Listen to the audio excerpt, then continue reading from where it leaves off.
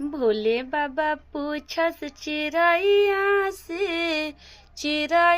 से कहाँ गईली गौरा मड़ैया से।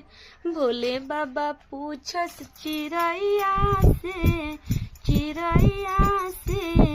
कहाँ गईली गौरा मड़ैया से।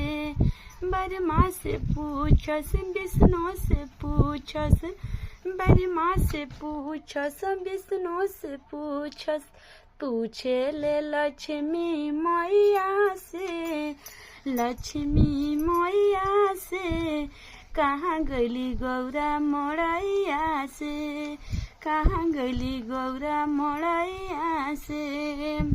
भोला जी पूछस चिड़ैया से कहाँ गईली गौरा मड़ैया से, कहाँ गईली गौरा मड़ैया से।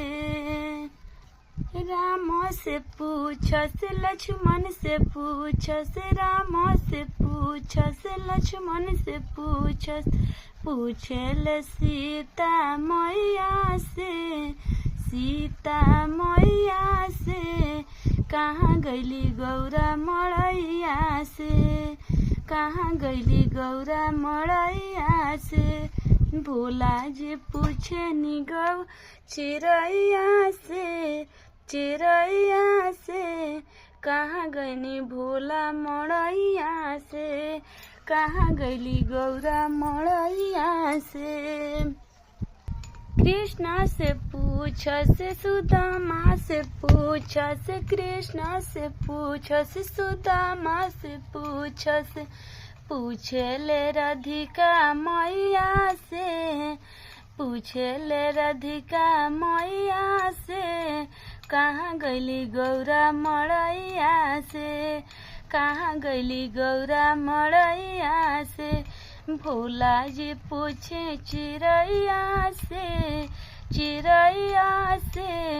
कहाँ गईली गौरा मड़ैया से।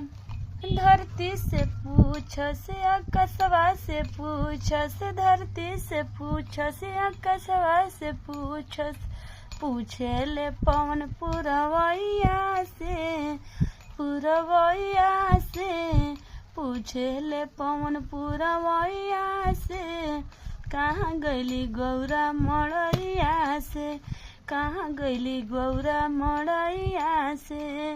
पूछे ने भोला चिड़ैया से कहाँ गईनी भोला मड़ैया से, कहाँ गईली गौरा मड़ैया से।